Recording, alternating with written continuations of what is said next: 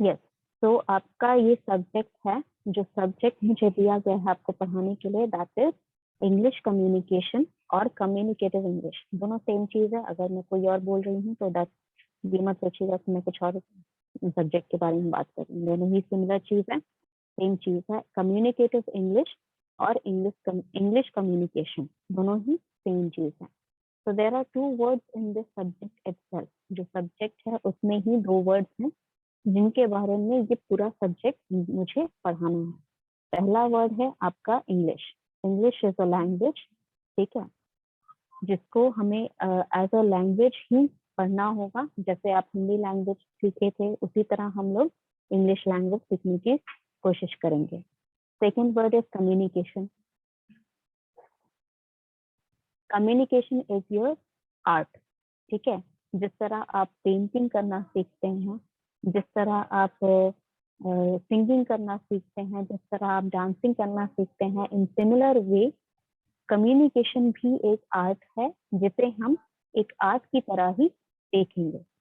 Okay, तो first thing आपका जो इंग्लिश पोर्शन है, तो लैंग्वेज को, किसी भी लैंग्वेज को सीखने के लिए, चाहे वो इंग्लिश हो, चाहे वो हिंदी हो, चाहे आपका मदर टंग हो, कोई भी लैंग्वेज सीखने के लिए आपने 3 स्टेप फॉलो करने होते हैं। चाहे वो आप कॉन्शियसली यानी कि जानबूझ के कर रहे हैं या बिना सोचे समझे आप कभी कभी कुछ चीजें अपने आप करते हैं जो आप कभी ध्यान नहीं देते कि ये चीजें मुझे जरूरी हैं इस लैंग्वेज को सीखने के लिए। ठीक है, 3 step you have to follow, 3 steps you have to follow to learn any language and you have followed those steps to learn the language that you know right now. अभी जो लैंग्वेज आपको आती है उसे भी याद करने के लिए या उसे भी प्रैक्टिस करने के लिए आपने वही 3 स्टेप्स फॉलो किए हैं बचपन से, और वही 3 स्टेप्स आप हम लोग यहाँ पर फॉलो करेंगे। First step is your listening. किसी भी भाषा को समझने के लिए, किसी भी भाषा को यूटिलाइजेशन देखने के लिए आपको पहले उसे सुनना होता है, ठीक है। द फर्स्ट थिंग, जब आप बचपन में आपने मदर टंग सीखी थी या हिंदी बोलना सीखा था तो कैसे सीखा था? आपने सुना था पहले, राइट। आपने अपने पेरेंट्स को बोलते हुए सुना, अपने रिलेटिव्स को बोलते हुए सुना, अपने आसपास के जितने लोग हैं उन्हें बोलते सुना, तभी वो लैंग्वेज आप सीखे हैं। So the first step to learn any language is listening, ठीक है। तो listening के लिए what all we will do in this class, मैं आपको कुछ वीडियोस रिकमेंड करूंगी, ठीक है। हो सकता है वो कुछ फेमस पर्सनालिटी के स्पीच हो, कुछ फेमस पर्सनालिटीज के बहुत अच्छे इंटरव्यू हो, ठीक है। हो सकता है कुछ फेमस लीडर्स के ग्रेजुएशन स्पीचेस हों, ठीक है। कुछ स्पीच हो जहाँ उन्होंने बहुत सारे ऑल ओवर वर्ल्ड की जो भी मेंबर्स हैं, जो भी ऑल ओवर वर्ल्ड के पीपल हैं, उनको रेफर किया हो, उनको एड्रेस किया हो, वैसे कुछ स्पीचेस हो। तो उन चीज़ों को मैं आपको सब ग्रुप में शेयर करूंगी। उन वीडियोस को आप आराम से घर पे देखेंगे, अच्छे से 2 बार सुने, 3 बार सुने, अच्छे से रिव्यू करेंगे बार बार, ठीक है, जब तक आपको एटलीस्ट 50% उसका जो कंटेंट है वो समझ नहीं आ जाए। बाकी 50% तो मैं समझा ही दूंगी, but if you are able to understand at least 50% of that video, whatever I will be sending you, उसका मैम कुछ कंटेंट अगर समझ नहीं आ रहा है क्या बोल। सही तो आ रहा है। बच्चे अरे यार क्यों फ्लो को बिगाड़ देते हो यार बीच में बोल के। कितना अच्छा पढ़ा रहे हैं। कितना अच्छा। हाँ, ओके, दीज थिंग्स मुझे क्लास में ऐसा बिल्कुल भी नहीं पसंद है, ठीक है। अगर आपको इंग्लिश लैंग्वेज से इतनी ही प्रॉब्लम है कि बिल्कुल भी कुछ वर्ड समझ में नहीं आता है, तो आई am sorry, this is not the class for you, ठीक है। अगर आपको एक भी वर्ड नहीं समझ में आ रहा है मेरा कुछ भी, तो आप, मैं अभी बता दे रही हूँ, आप अभी क्लास से बाहर निकल जाइए, खुद ब खुद लीव कर जाइए before I remove you from the class. This nuisance is not acceptable in my class.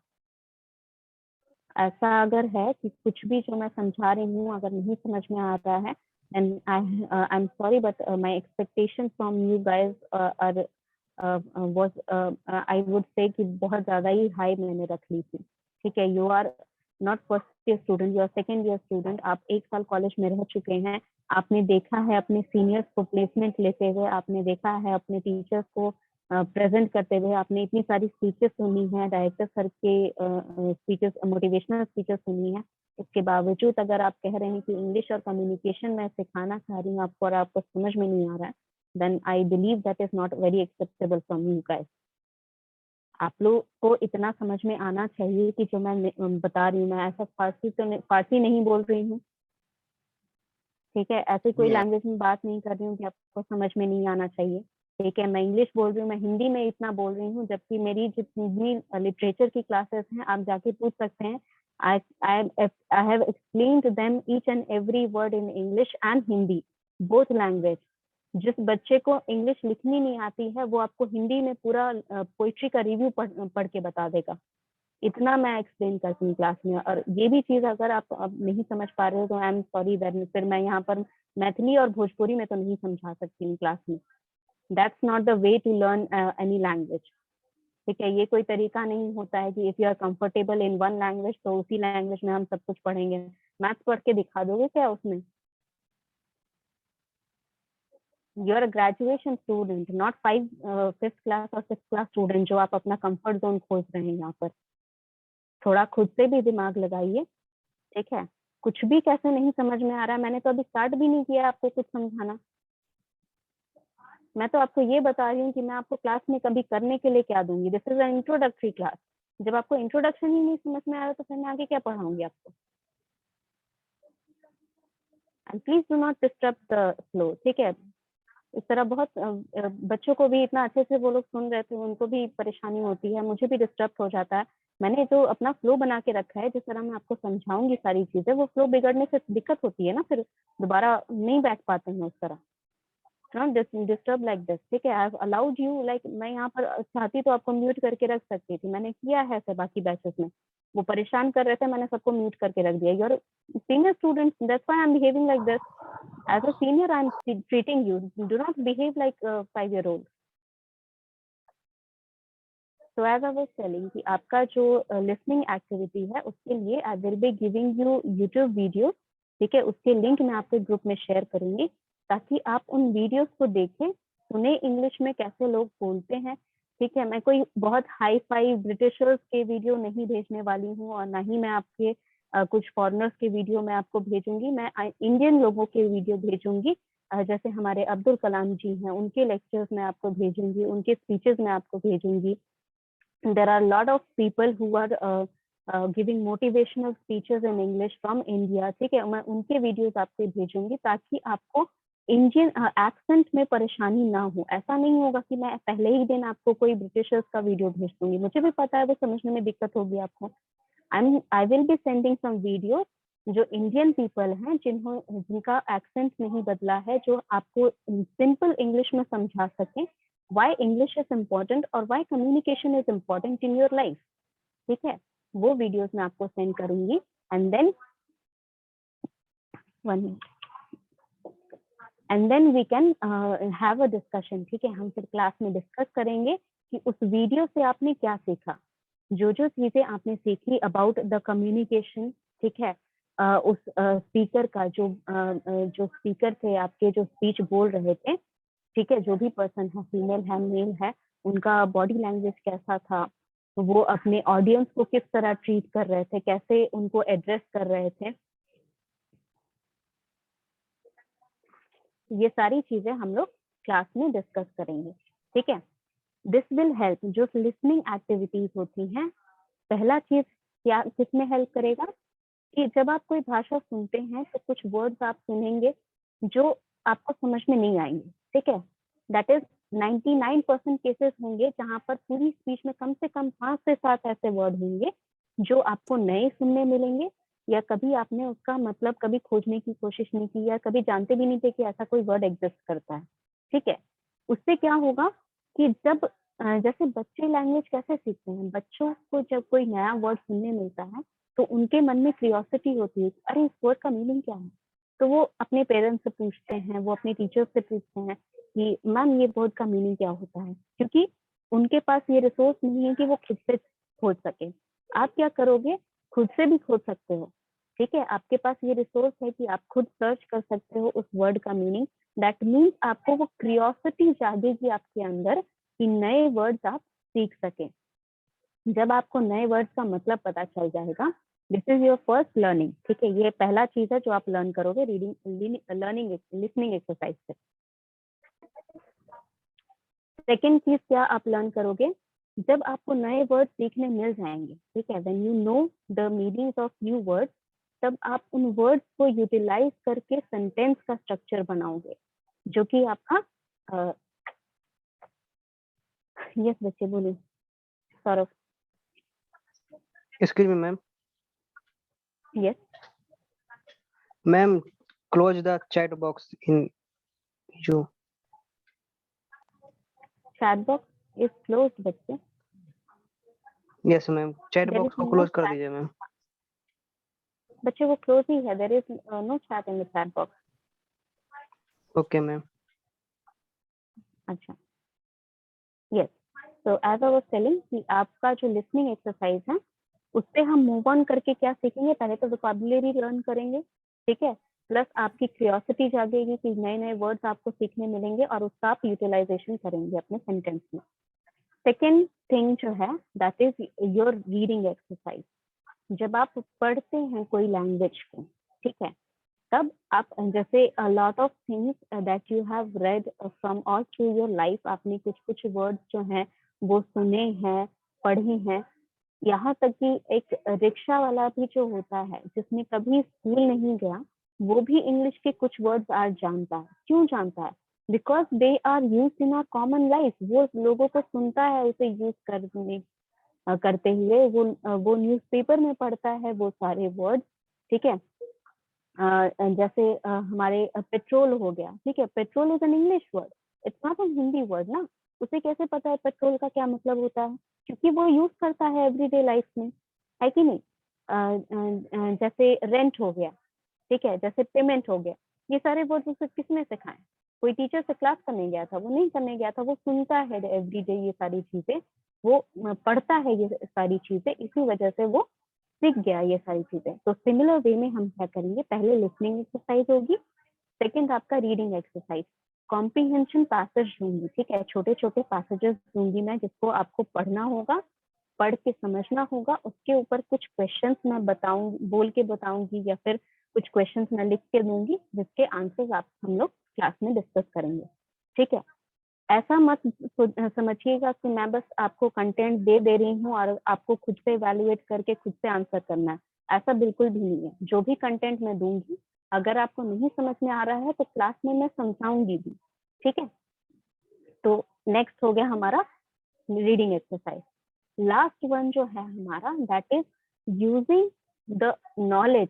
जो नॉलेज आपने गेन किया लिसनिंग एक्सरसाइज से और रीडिंग एक्सरसाइज से, उस नॉलेज को आप यूटिलाइज करेंगे, यानी कि आप कॉन्वर्सेशन करेंगे, ठीक है।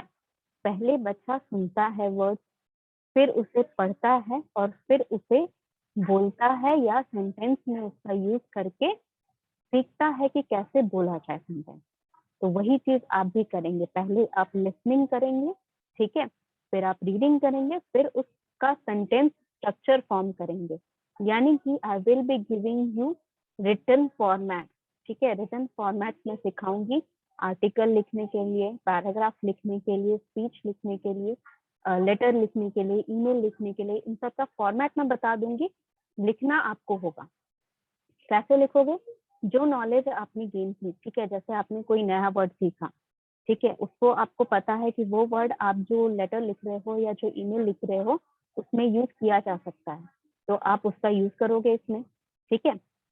फिर आप क्या करोगे, उसको जो फॉर्मेट मैंने बताया, ठीक है, जैसे ईमेल का जो स्ट्रक्चर मैं बताऊंगी कि ईमेल में पहले जिसको भेज रहे हैं उसका आईडी लिखते हैं, फिर उसके बाद बीसीसी होता है, सीसीओ, ये सारे फॉर्मेट में बताऊंगी, उस फॉर्मेट में आप डालोगे और मुझे दिखाओगे करके।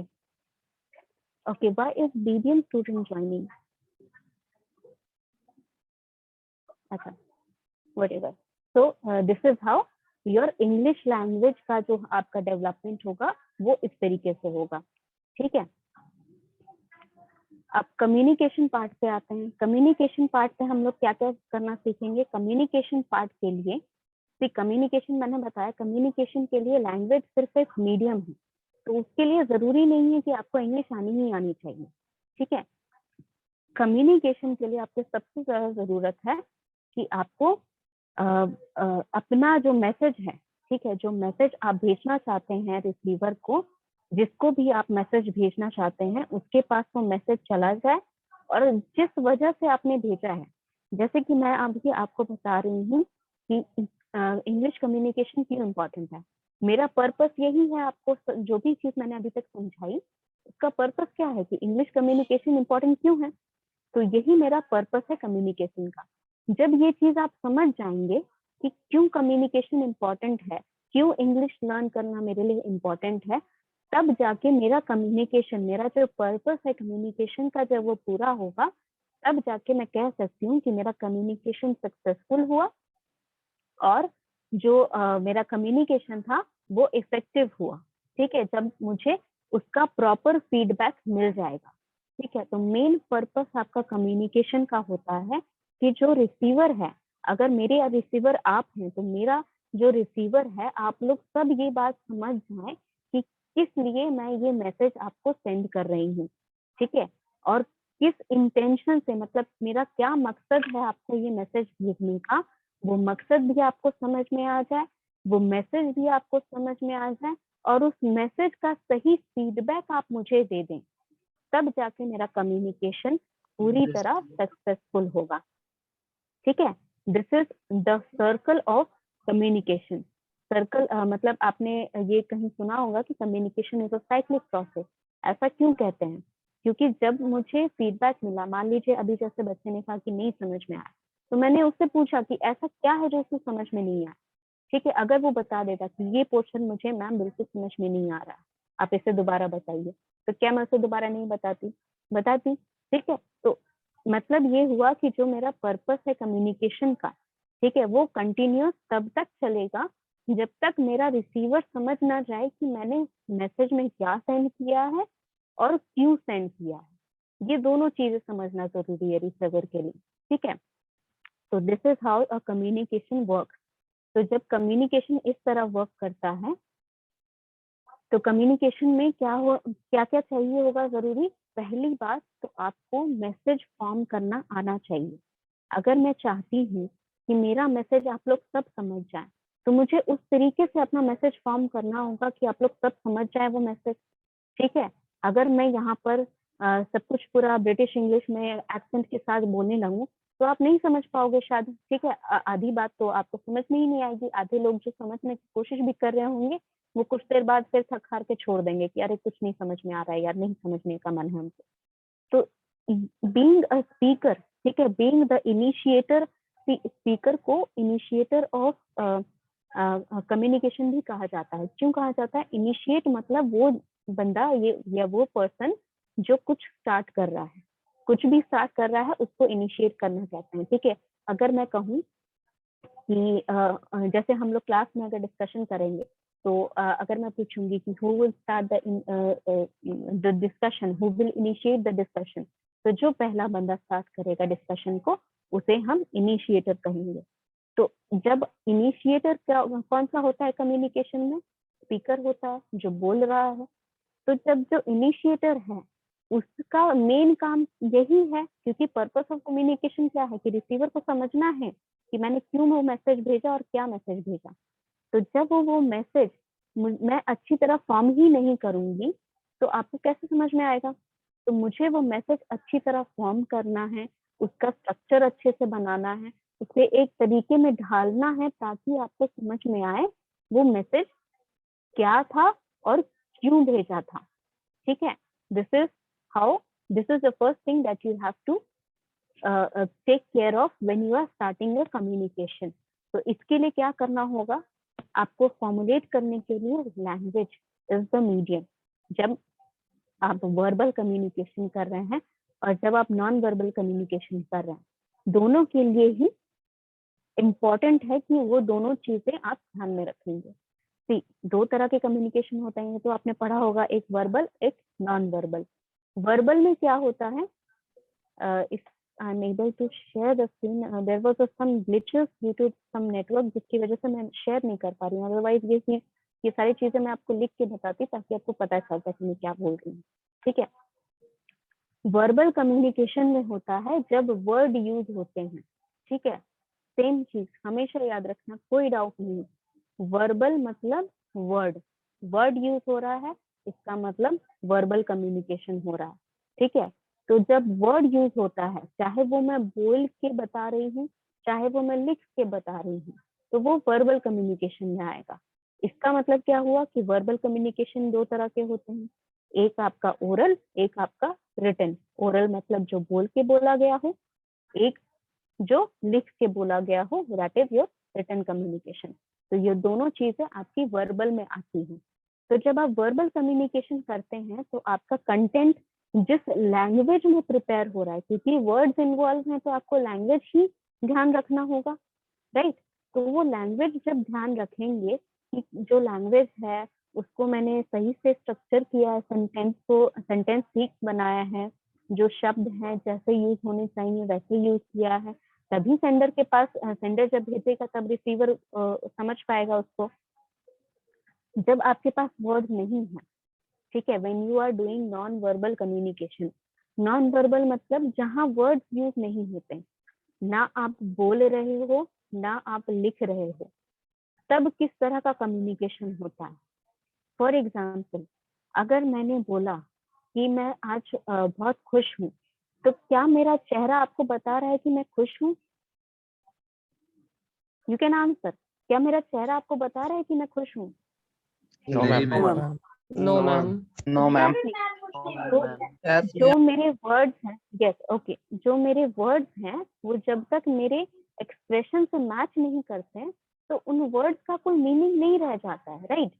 तो जो मेरे एक्सप्रेशन है, यानी कि जो मेरा चेहरा जैसा दिख रहा है, ठीक है, मैं किस तरह बैठी हूँ आपके सामने, मैं किस तरह खड़ी हूँ आपके सामने, मैं गुस्से से देख रही हूँ या आपको मतलब आराम से बैठने के लिए बोल रही हूँ, ठीक है, जेस्चर कर रही हूँ कि हाँ बैठ जाओ बैठ जाओ, ऐसे करके जब टीचर्स आते हैं क्लास में इस तरह बोलते हैं कि बैठ जाइए सब बैठ जाइए। तो ये सारी चीजें जब बिना बोले की जाती हैं या बिना लिखे की जाती हैं, यानी कि जब आप वर्ड यूज नहीं कर रहे हो, तो इन्हें नॉन वर्बल कम्युनिकेशन कहते हैं। ठीक है, जब आप जेस्चर्स, पोस्चर्स, एक्सप्रेशन, इन चीजों का यूटिलाइजेशन करते हैं, इनके अलावा बहुत चीजें होती है, but these are the most example, most use example. इन चीजों को जब आप यूज करते हो कम्युनिकेशन में, तब आप नॉन वर्बल कम्युनिकेशन कर रहे हो। और जब दोनों चीजें साथ मिलती हैं, यानी कि आप वर्ड्स भी कर रहे हो और एक्सप्रेशन भी दे रहे हो, तब आपका होता है फेस टू फेस कॉन्वर्सेशन या face to face video conferencing, जो हम अभी कर रहे हैं। मेरा फेस आप देख पा रहे हो, जो मैं वर्ड्स बोल रही हूँ उसके साथ मेरा फेस आपको दिख रहा है, दैट मीन्स आपका पूरा का पूरा ध्यान मुझ पे है। तो मैं जो कह रही हूँ वो बातें सीधा आपके दिमाग में जा रही हैं। क्यों जा रही हैं? क्योंकि मेरा एक्सप्रेशन सीरियस है, तो आपको पता है, देख के पता चल रहा है कि मैम जो बता रही है वो बहुत इंपॉर्टेंट है, तो हमें सुनना चाहिए अच्छे से। My facial expression conveys this message to you कि whatever I'm telling is important। तो आप क्या करेंगे, आप अच्छे से सुनेंगे उसको, जब सुनेंगे तो समझेंगे, अगर डाउट होगा तो पूछेंगे। यानी कि डायरेक्ट मैं जब दोनों चीजों को मिलाती हूँ, वर्ड्स को और जेस्चर्स या पोस्चर, यानी कि वर्बल और नॉन वर्बल जब मिलता है, तब आपका मोस्ट इफेक्टिव कम्युनिकेशन होता है, जिसको हम ओरल कम्युनिकेशन या फेस टू फेस कम्युनिकेशन कहते हैं। और सबसे ज्यादा इफेक्टिव, सबसे ज्यादा अच्छा आपका अगर कोई कम्युनिकेशन है, ठीक है, जैसे बहुत सारे टीचर्स को आपने सुना होगा बोलते हुए कि जूम क्लासेस पे बच्चों को उतना अच्छे से नहीं पढ़ाया जा पा रहा है। क्यों नहीं पढ़ाया जा पा रहा है? क्योंकि पहली बात, आप लोग कैमरा ऑन नहीं करते हो, तो मुझे आपका एक्सप्रेशन नहीं पता है कि आप समझ रहे हो, सुन रहे हो या नहीं सुन रहे हो। तो that means there is a barrier, ठीक है, मुझे फीडबैक लेने में बैरियर क्रिएट हो रहा है। बट आपको इन्फॉर्मेशन जा रही है, because my face is visible, तो आपको इन्फॉर्मेशन जा रही है, बट मुझे फीडबैक नहीं मिल रहा।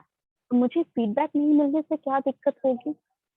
मुझे दिक्कत ये होगी कि मुझे ये नहीं पता चलेगा कि मैं जिन स्टूडेंट्स को पढ़ा रही हूँ उन्हें समझ में आ रहा है या नहीं आ रहा है। तो दैट मीन्स मैं यहाँ पर मैसेज पे मैसेज सेंड किए जा रही हूँ और मुझे कोई रिस्पॉन्स नहीं आ रहा है।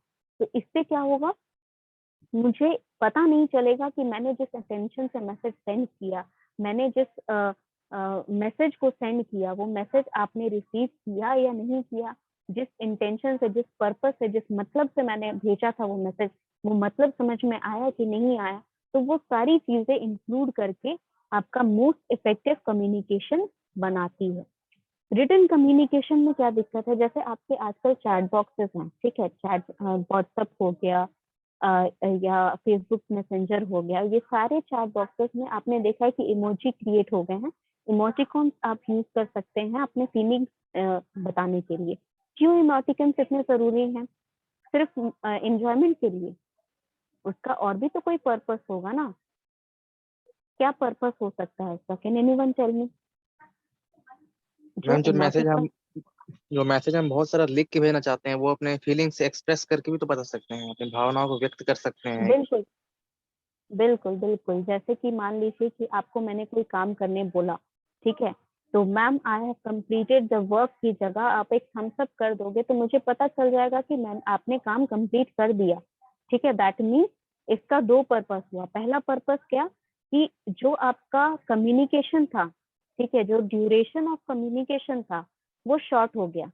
मतलब एक सिंबल के थ्रू आपने कम्युनिकेशन फीडबैक भेज दिया या कम्युनिकेशन एंड कर दिया इफेक्टिवली, ठीक है, इफेक्टिवली आपने कम्युनिकेशन एंड कर दिया। दूसरा पर्पस क्या हुआ, कि जो वर्ड मैंने कभी कभार भेजे हैं, ठीक है, कभी कभी ऐसा होता है कि आपने ये चीज देखी होगी कि कभी कभार कोई आपका फ्रेंड आपको मैसेज करता है तो आपको ये नहीं समझ में आता कि वो गुस्से में बोल रहा है या सवाल पूछ रहा है, राइट। तो उससे क्या होता है कि रिटन कम्युनिकेशन में you are not able to express your emotions. आप किस फीलिंग के साथ वो मैसेज भेज रहे हो वो कम्युनिकेट कर पाना बहुत मुश्किल हो जाता है। तो उसके लिए इमोशंस डेवलप किए, सॉरी, इमोटिकन्स डेवलप किए गए ताकि आप अपने इमोशंस को मैसेज के साथ भेज पाए। If there is a question mark और if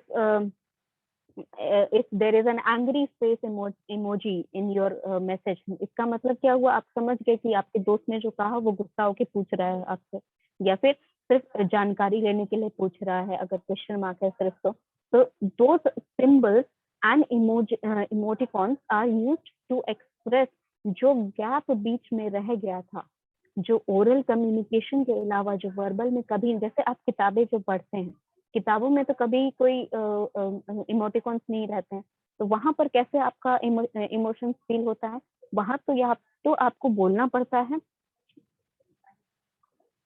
या तो आपको ये चीज लिखनी पड़ती है। जो राइटर होता है वो ये लिखता है कि while writing this I am very happy to tell you, ठीक है, ये चीज लिखनी पड़ती है आपको।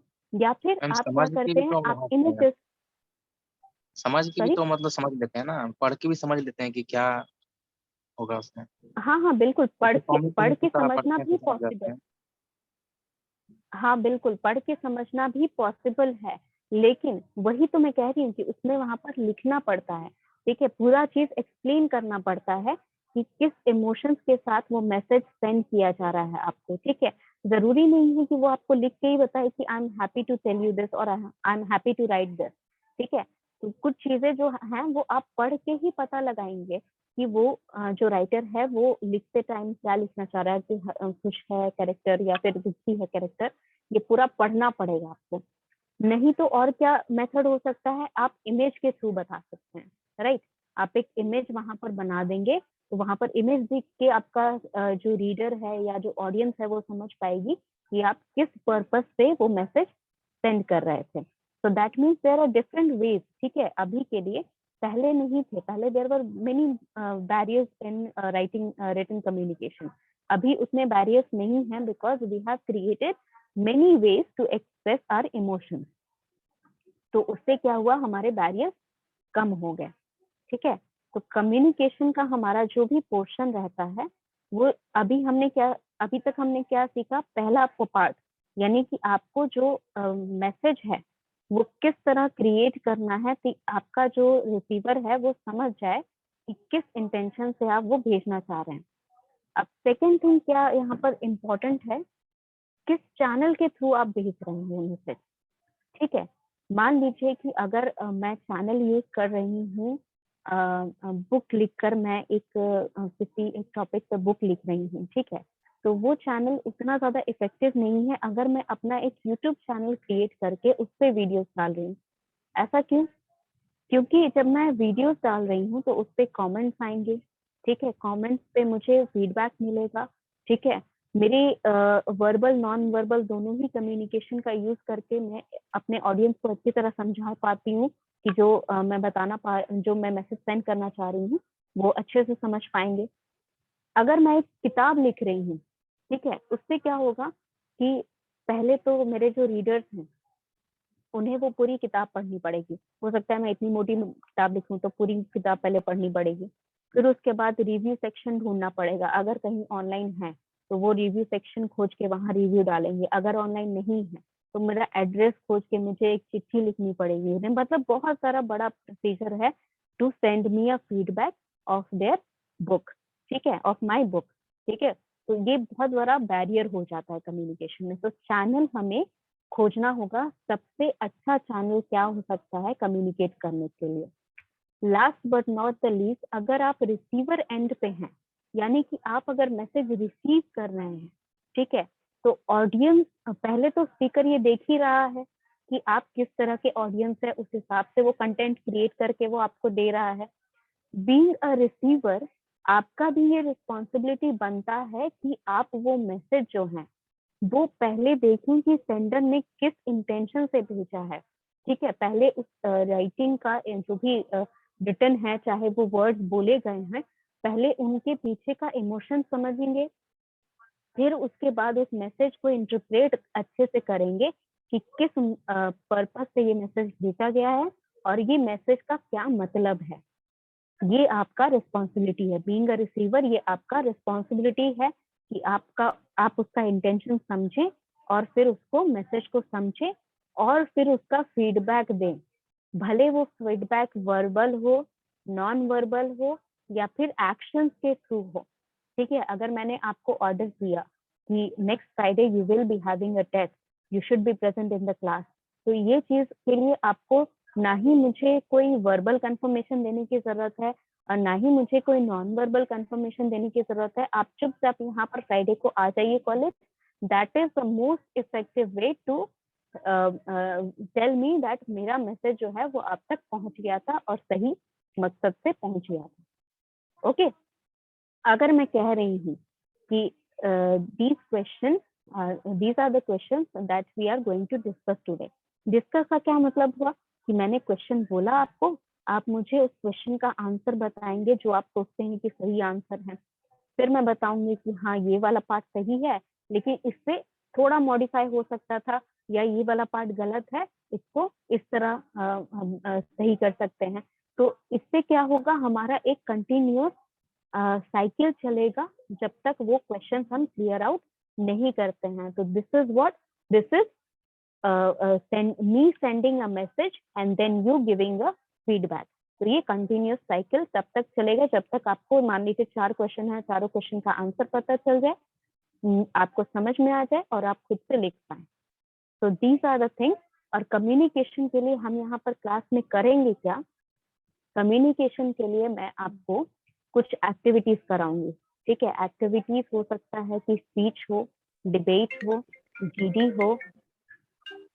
बच्चे म्यूट रखिए, whoever is present here, please keep yourself mute अगर आप रिप्लाई नहीं कर रही हैं तो, या क्वेश्चन नहीं पूछ रहे हैं तो यहाँ पर हम लोग स्पीच, जीडी, डिबेट कंपटीशन करेंगे। अपने में ही, जरूरी नहीं कि आपको कंपटीशन ही करना है, आप अपना में प्रेजेंटेशन दे सकते हैं या फिर आप एक्सटेम्पोर करेंगे। एक्सटेम्पोर का मतलब होता है कि मैं आपको तुरंत उसी टाइम टॉपिक दूंगी और आधे मिनट के अंदर या 1 मिनट के अंदर आपको उसके बारे में जो भी आप प्रेजेंट कर सकते हैं, जो भी बोल सकते हैं, क्लास के सामने बोलेंगे। या फिर आप स्टोरी टेलिंग हम लोग रखेंगे कि I will give you some scenario, आप उसका स्टोरी बताएंगे, मुझे एक स्टोरी क्रिएट करके बताएंगे, या पहले कोई पुरानी स्टोरी आपने पढ़ी होगी वो स्टोरी आप सुना सकते हैं अच्छी तरह से। ये सारी एक्टिविटीज हम लोग करेंगे to develop your communication skill. Also one more important thing, conversation करना बहुत जरूरी है। तो हम लोग क्या करेंगे, आप मेरे साथ कॉन्वर्सेशन करेंगे, ठीक है। जो भी यहाँ पर बोलेगा, ट्राई करेगा कि वो इंग्लिश में बोलने की कोशिश करे। गलती हो रही है, दैट इज ऑल राइट, ठीक है। गलती हो रही है तो उसको सही किया जाएगा, लेकिन आप गलती भी करने से डरोगे तो फिर कैसे पता चलेगा कि सही कर रहे हो या गलत। तो आप यहाँ ट्राई करेंगे कि आप इंग्लिश में बोले। प्लस आपका जो भी डिबेट होगा, जो भी कंपटीशन होगा या कभी डिस्कशन हो रहा है क्लास में, तो कोशिश करिए कि आपस में जो आप अपने क्लासमेट्स हैं, आपस में भी यहाँ पर एक कॉन्वर्सेशन हम लोग रखेंगे, जहाँ पर आप एक फ्रेंड जो है वो दूसरे फ्रेंड को क्लास में ही कुछ कोई एक टॉपिक दूंगी, उस पर कॉन्वर्सेशन करेंगे, ठीक है। जैसे अगर मैं बोलूँ कि how you are going to celebrate Makar Sankranti, तो इसका कॉन्वर्सेशन 2 फ्रेंड आपस में करके बताएंगे इंग्लिश में, ठीक है। तो ये सारी चीजें में जब आप बोलना शुरू करोगे एवरीडे लाइफ में, आपको ये चीजें डालना बहुत जरूरी है, ठीक है। Otherwise it is no use how much data you gather, ठीक है। कितना भी आप लर्न कर लो, जब तक यूटिलाइज नहीं करोगे, प्रैक्टिस नहीं करोगे, तब तक सीखोगे नहीं। So the meeting is about to end, ठीक है। आज के लिए मेरा जो